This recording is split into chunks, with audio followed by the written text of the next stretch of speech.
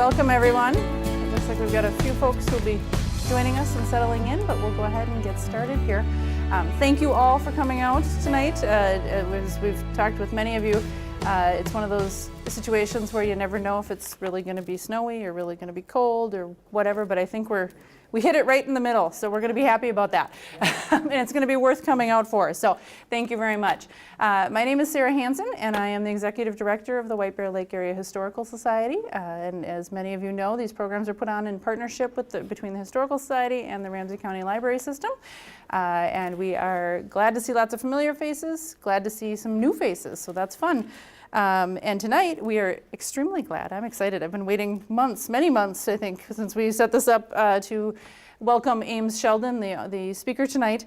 And a little bit of background for Ames.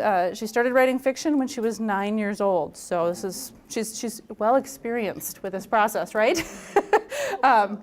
After college, she worked as a journalist for 2 small-town newspapers in southern Minnesota. And then she was lead writer and editor of the groundbreaking reference book, Women's History Sources, a guide to archives and manuscript collections in the United States, which played a significant role in launching the field of women's history during the 1970s. Sheldon spent most of her career working as a development officer in a variety of nonprofit organizations, ranging from the Sierra Club and the University of St. Thomas to the Minnesota Historical Society and the Minneapolis Public Library. Her first published novel, Eleanor's Wars, which we have here on the table up front, won the 2016 Benjamin Franklin Gold Award for Best New Voice in Fiction. And I know there is another book that'll be coming out later this year as well. So hopefully we'll get to hear a little bit about both of those as we go. But with that, I'd like to welcome Ames to the podium and please get comfortable and take it away. So thank you. Good evening. Tonight, I'd like to speak with you about some of the roles that women played at the very heart of the Great War. Then I'll tell you something about my historical novel, Eleanor's Wars, which takes place during both World Wars, and I'll read from the opening of my novel. Women are very much a part of the story of the Great War. As historian Nancy O'Brien Wagner points out in her book, Alice in France, published by the Minnesota Historical Society in 2017, the first person who died in World War I was a woman, Archduchess Sophie Ferdinand, on June 28, 1914. You don't usually hear that, but I thought that was a striking piece of information. The first person to die. The assassination of Archduchess Sophie Ferdinand and her husband, Austro-Hungarian Archduke Franz Ferdinand, by a 19-year-old Bosnian Serb, started a chain reaction. Austria-Hungary declared war on Serbia, accusing its government of masterminding the attack.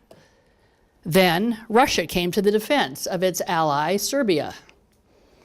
Then Germany, which was an ally of Austria-Hungary, declared war on Russia and its ally, France, and invaded France's neutral neighbor, Belgium. Then Britain, having promised to protect Belgium, declared war on Germany, with which it had been competing for naval supremacy.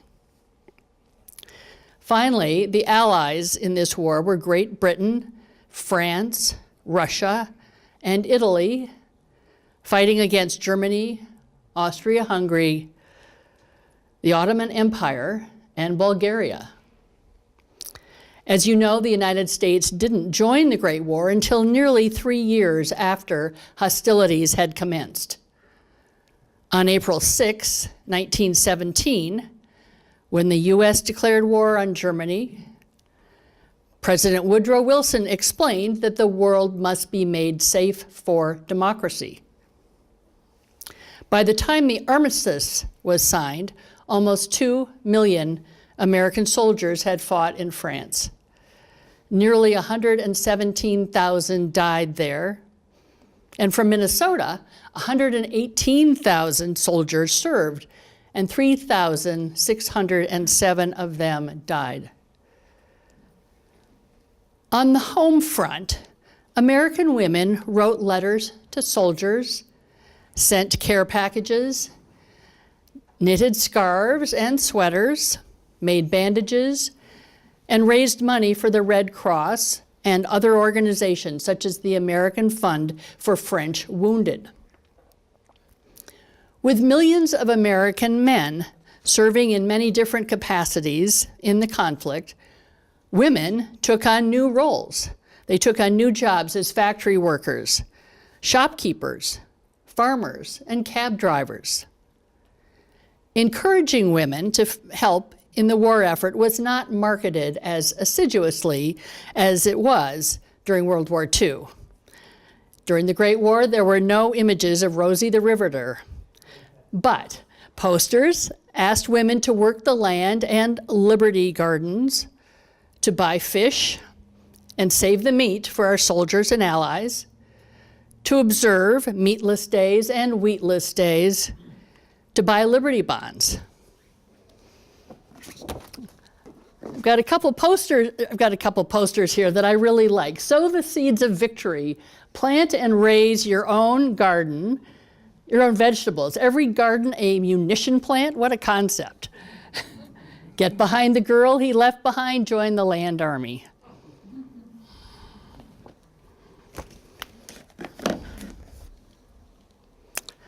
The American Red Cross quickly emerged as the largest social welfare organization supporting the war. As soon as the U.S. entered the war, Red Cross chapters were started in many towns, including Minneapolis and St. Paul. By the fall of 1918, these chapters had raised almost $2 million for war relief. Local volunteers operated canteens at Fort Snelling. At railroad depots, they provided food and drink for the soldiers in transit. And the Red Cross members from the Twin Cities and Rochester sponsored Base Hospital number 26 in Alloray, France, raising money to supply it with medical equipment and bandages, as well as shipping new and used trucks and ambulances to Europe.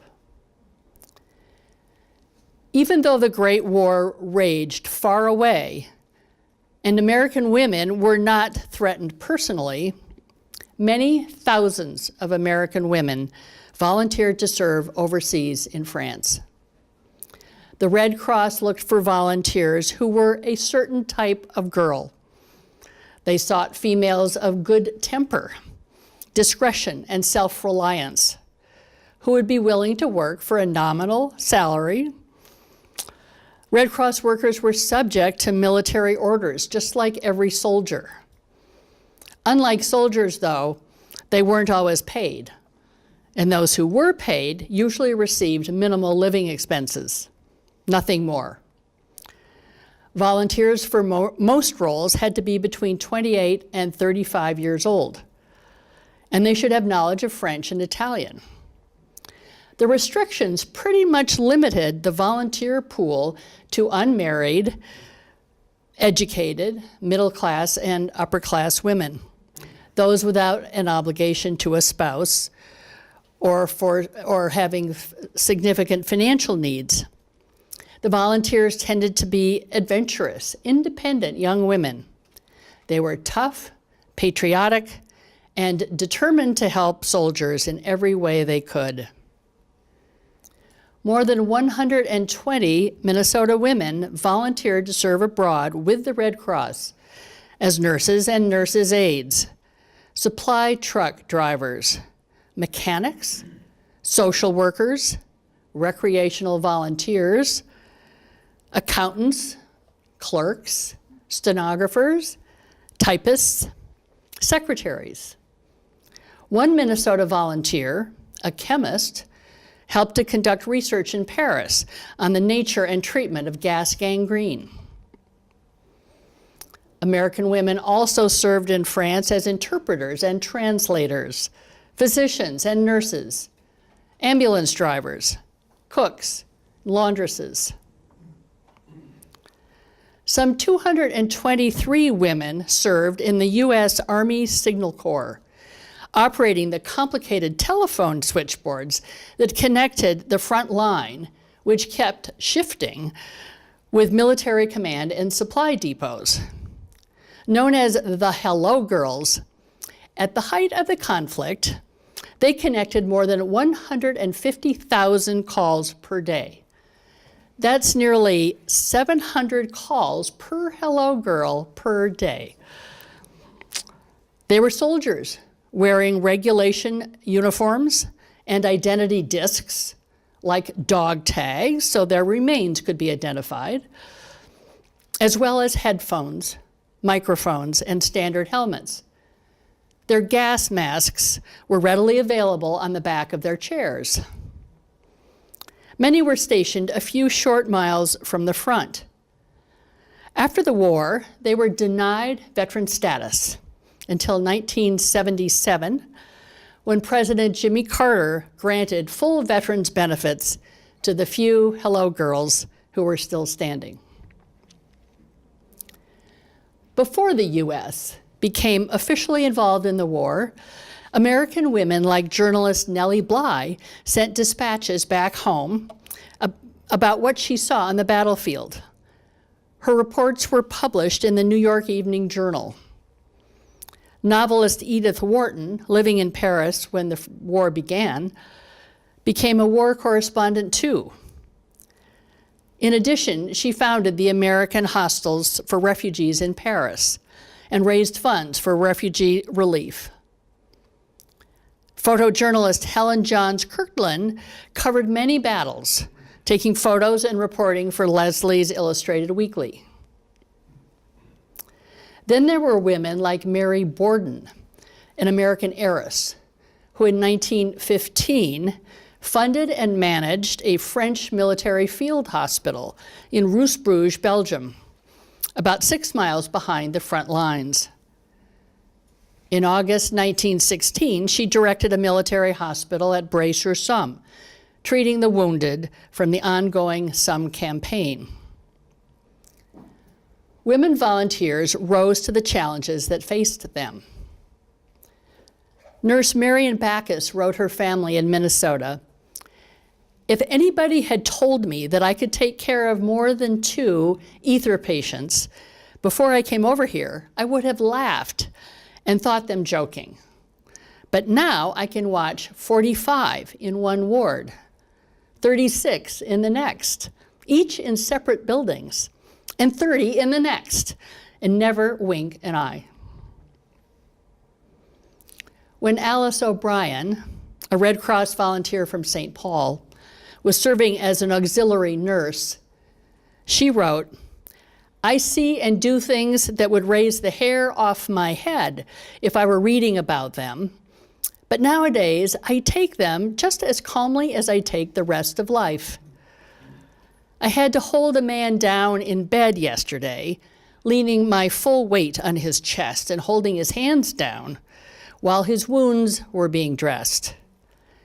It took about 10 minutes, and during the entire dressing, he shrieked with pain, prayed out loud for relief, and called for his mother. Poor kids. I can't say enough for them.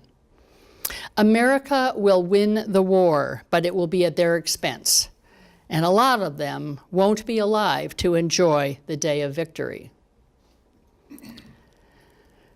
At another point, Alice O'Brien writes, "Our days are so full, it is hard to tell just what to write about. Last night, we received word that the wounded were pouring into the 4 hospitals of the town, and to come over and lend a hand. We took with us fruit, cigarettes, and eggs. They were the men that had made the wonderful attack to the north of us. In fact, the battle is still going on, and the men are pouring in like a stream. It will be hard work for a while, but everyone feels you can't work hard enough these days, especially after seeing and talking to the boys from the trenches and knowing how they suffer." In her memoir, Shirley Millard, a nurse with the American Red Cross, writes, "Terribly busy. It is all so different than I imagined. 3,500 cots filled with wounded men, and more pouring in all night from the procession of camouflaged ambulances without headlights, crawling slowly along the muddy, shell-rutted roads.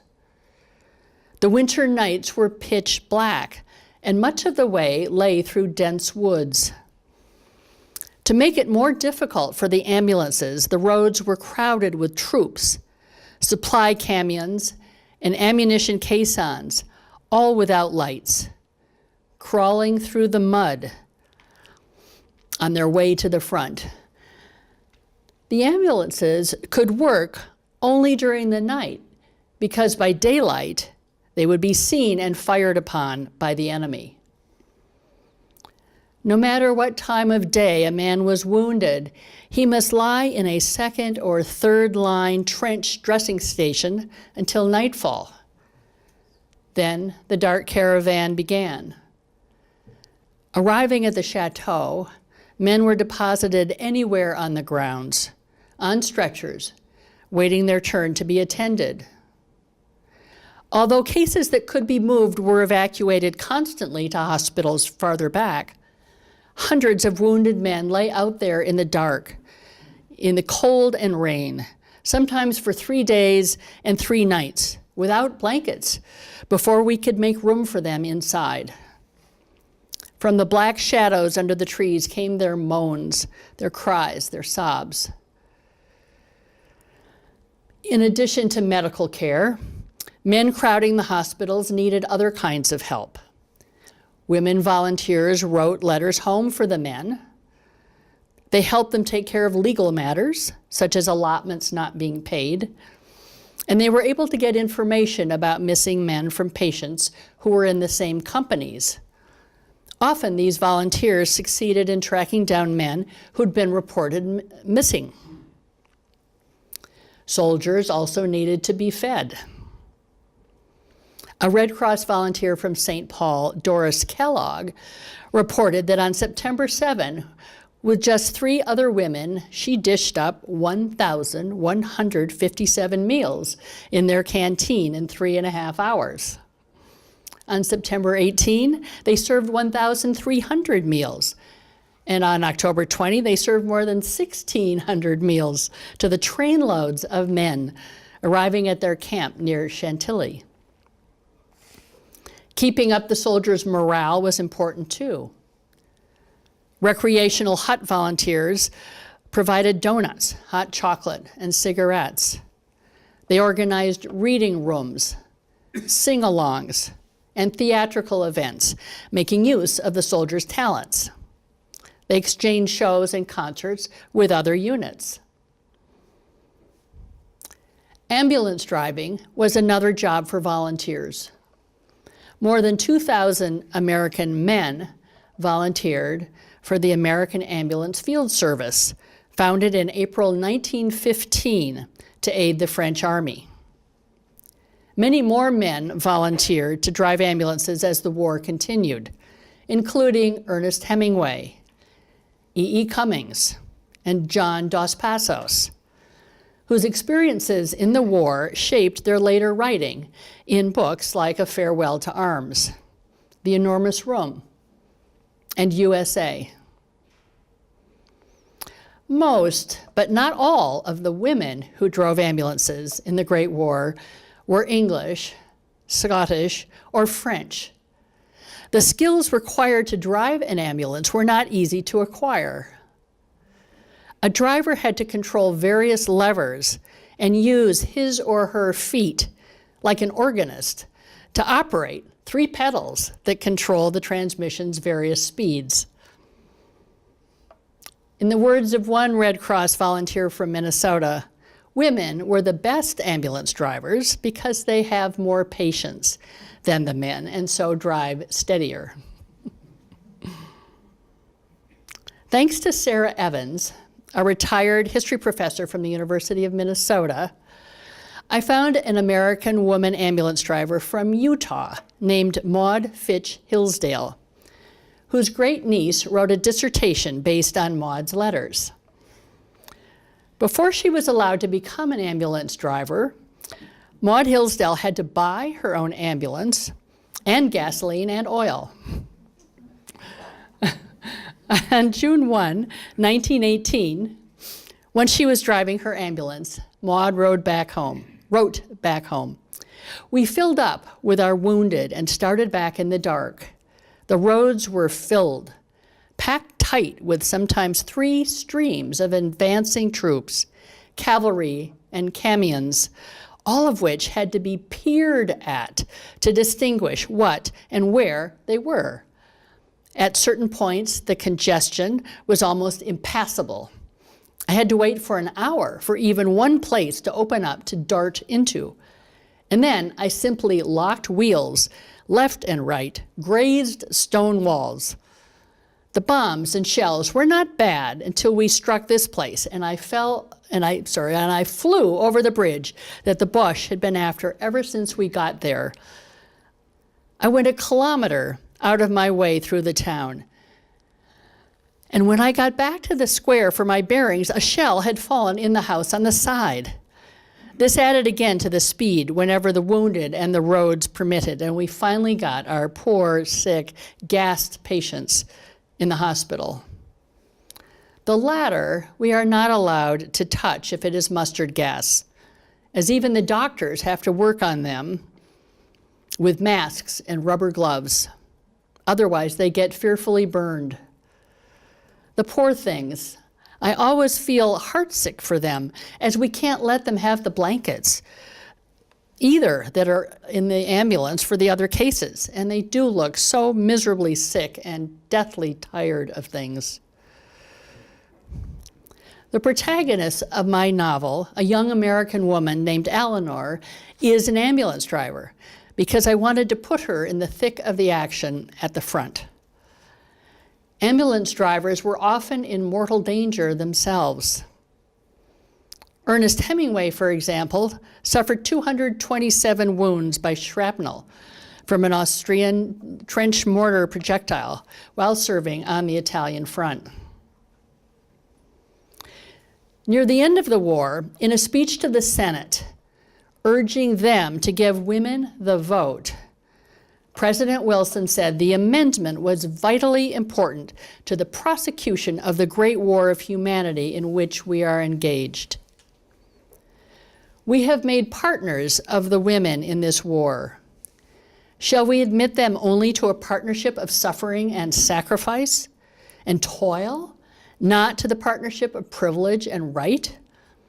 They are rendering services upon the very skirts and edges of the battle itself.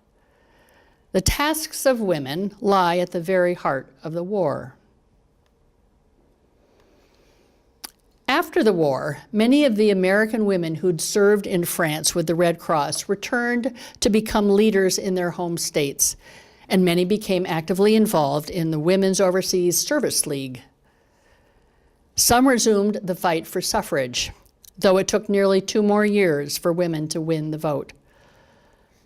Others got involved in tackling social and civic challenges, running charities, and demanding that government take responsibility for libraries and schools. Returning women found that their courage and determination had been fortified by their service in France. Their experiences had made them strong, or perhaps it showed them that they were stronger than they had realized, stronger than they'd ever been called on to be before. For millions of soldiers, the First World War meant unimaginable horror because of the new weaponry. Artillery shells that could pulverize a human body into 1,000 fragments. Immense underground mine explosions that could do the same to hundreds of bodies. Attacks by poison gas, armored tanks, and flamethrowers. Many who returned were tormented by their experiences in the war. Mary Borden, the heiress I mentioned earlier, wrote poignant sketches and poems based on her memories. In one piece entitled Conspiracy, she writes, We bring our men up along the dusty road where the bushes grow on either side and the green trees. They come by in the mornings in companies, marching with strong legs, with firm steps. They carry their knapsacks easily. Their knapsacks and their guns and their great coats are not heavy for them. They wear their caps jauntily, tilted to one side. Their faces are ruddy and their eyes are bright. They smile and call out with strong voices. They throw kisses to the girls in the fields. We send our men up the broken road between bushes of barbed wire, and they come back to us, one by one, two by two, in ambulances, lying on stretchers. They lie on their backs on the stretchers and are pulled out of the ambulances as loaves of bread are pulled out of the oven. The stretchers slide out of the mouths of the ambulances with the men on them. The men cannot move. They are carried into a shed, unclean bundles, very heavy, covered with brown blankets. We receive these bundles. We pull off a blanket. We observe that this is a man. He makes feeble whining sounds like an animal. He lies still. He smells bad. He smells like a corpse. He can only move his tongue. He tries to moisten his lips with his tongue. This is the place where he is to be mended. We lift him on the table. We peel off his clothes, his coat and his shirt, and his trousers and his boots. We handle his clothes that are stiff with blood. We cut off his shirt with large scissors. We stare at the obscene sight of his innocent wounds. He allows us to do this. He is helpless to stop us. We wash off the dry blood around the edges of his wounds. He suffers us to do as we like with him. He says no word except that he is thirsty, and we do not give him to drink. We confer together over his body, and he hears us. We discuss his different parts in terms that he does not understand, but he listens while we make calculations with his heartbeats and the pumping breath of his lungs. We conspire against his right to die. We dig onto the yawning mouths of his wounds, helpless openings. They let us into the secret places of his body. We plunge deep into his body. We make discoveries within his body. To the shame of the havoc of his limbs, we add the insult of our curiosity and the curse of our purpose, the purpose to remake him. We lay odds on his chances of escape, and we combat death, his savior. It is our business to do this, and he knows, and he allows us to do it. He finds himself in the operating room. He lays himself out. He bears himself to our knives. His mind is annihilated. He pours out his blood unconscious. His red blood is spilled and pours over the table onto the floor while he sleeps. After this, while he is still asleep, we carry him into another place and put him into bed. He awakes, bewildered, as children do, expecting perhaps to find himself at home with his mother leaning over him. And he moans a little and then lies still again. He is helpless, so we do for him what he cannot do for himself, and he is grateful. He accepts his helplessness. He is obedient. We feed him and he eats. We fatten him up and he allows himself to be fattened. Day after day he lies there and we watch him. All day and all night he is watched. Every day his wounds are uncovered and cleaned. scraped and washed and bound up again. His body does not belong to him. It belongs to us for the moment, not for long. He knows what we are fattening and cleaning it up for, and while we handle it, he smiles. He is only one among thousands. They are all the same. They all let us do with them what we like. They would not die and disappoint us if they could help it. Indeed, in their helplessness, they do the best they can to help us to get them ready to go back again. We send our men to war again and again, just as long as they will stand it, just until they are dead, and then we throw them into the ground.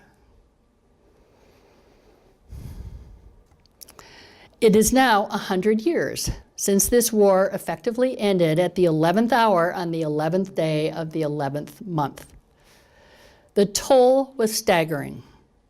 More than 9 million soldiers died in combat, and another 21 million were wounded. Many of them left without arms, legs, noses, genitals. In addition, 10 million civilians died in this ghastly conflict. In 2004, Joseph Persico wrote that the bloodshed actually continued for 6 hours after the armistice had been signed. Apparently, 2,738 men from both sides were killed after the armistice was signed. This is a toll that was greater than both sides suffered on D-Day, 1944. When the war finally came to an end, most Germans did not consider themselves defeated because they had been hearing propaganda for years about their inevitable victory. Their resentment toward the harsh terms of the Treaty of Versailles helped fuel a surge of nationalism in Germany and the rise of Adolf Hitler and his Nazi Party. The war's end set the stage for a whole series of global conflicts, some of which are still raging to this day. In Russia, for example, fatigue from the Great War resulted in the collapse of the Romanov dynasty, the Russian Revolution of 1917, and the establishment of communist rule. Some historians describe World War I as the beginning of a continuous fight for Europe that didn't actually end until the reunification of Germany in 1989. While World War I changed the world, it also changed America. This did not turn out to be the war to end all wars. In some ways, it was a sort of dress rehearsal for the Second World War. Meredith Hindley, writing in the summer 2017 issue of Humanities, observed, with the 100th anniversary of America's entry into World War I, the moment seems ripe to revisit a conflict whose ghosts still haunt the nation. We are still grappling with one of the major legacies of World War I, the debate over America's role in the world. The war made the U.S. the world's leading creditor, moving the seat of global finance from London to New York City. The economy of America, untouched by the ravages of war, boomed after the war, surpassing the British empires to become the largest in the world.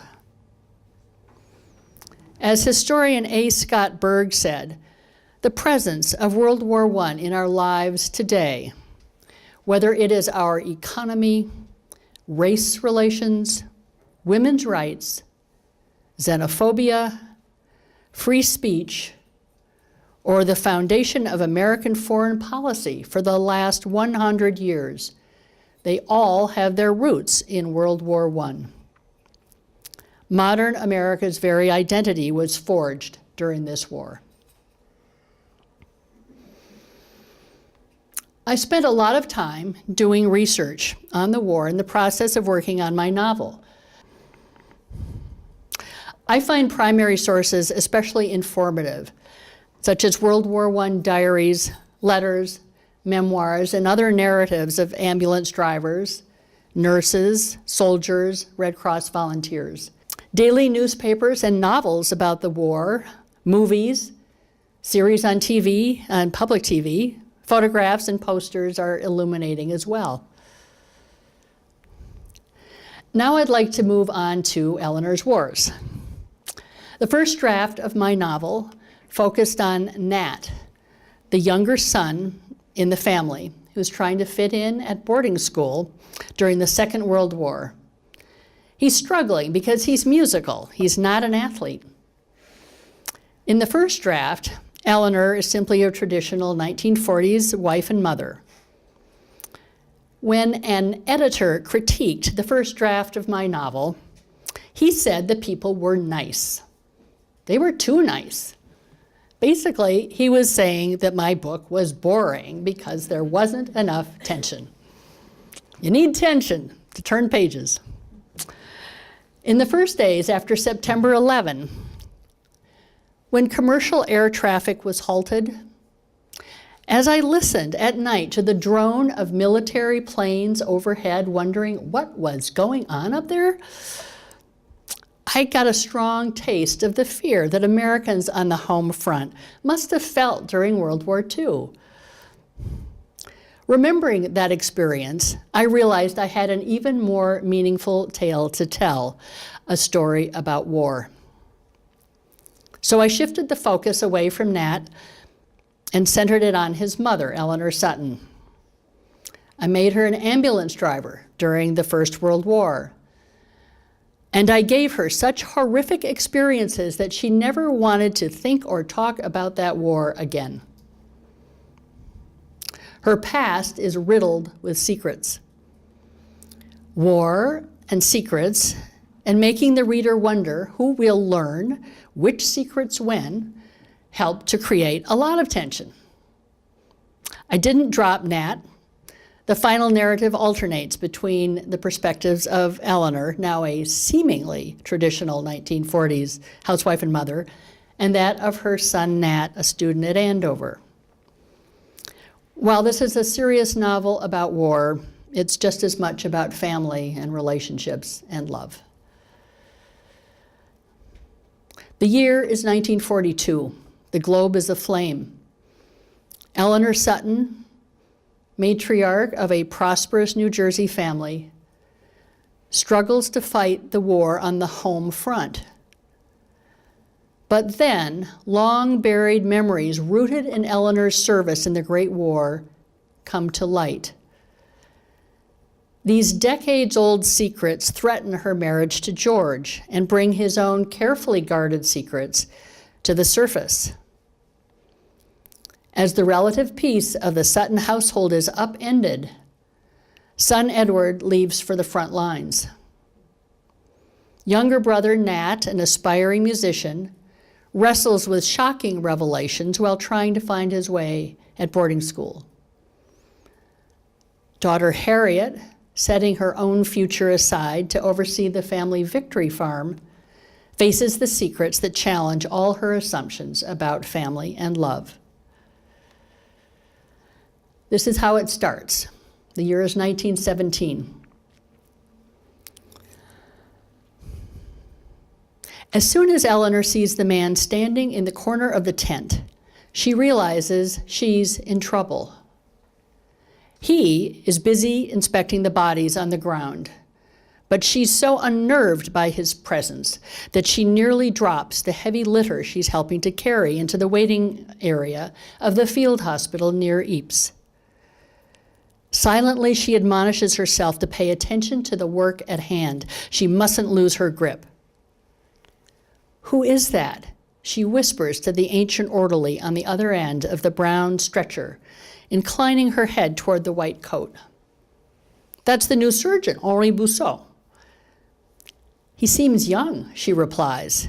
"He's closer to my age than the other surgeons." The blanket Eleanor wrapped around the soldier when she first lifted him onto the litter is becoming soaked with blood from the wound to his abdomen. Blood drips onto the filthy floor.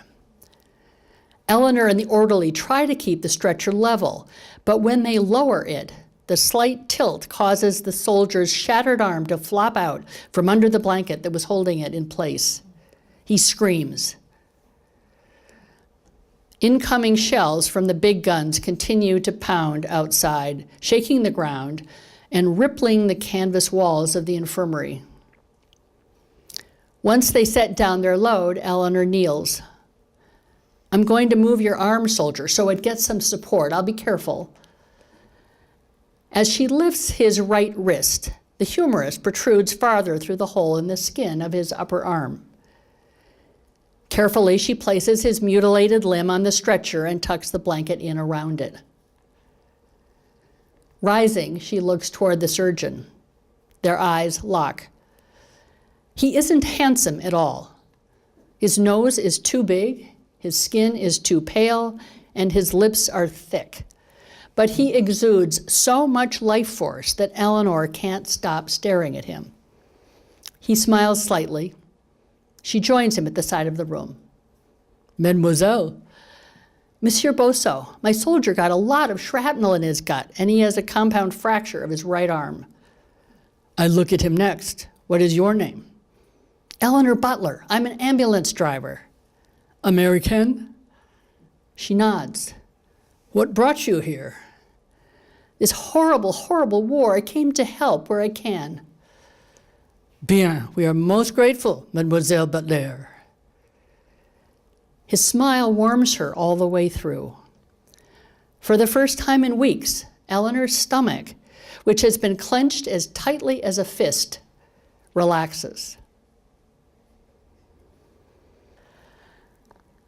So the Second World War is starting to spring the lid on the horrors that Eleanor has been trying to forget ever since she left France in 1918. She has first-hand experience of war, residual nightmares, and PTSD. World War I changed Eleanor's life, and it had a significant impact on the lives of her husband and her children for the decades to come. The sequel to Eleanor's Wars is going to be coming out in August, and it brings the characters from 1945 to 1971. Nat ends up spending his adult life in Minnesota, in Northfield and in Minneapolis. So there's a lot of local color in that one. Yes. Well, thank you so much. Thank you so much. Thank you.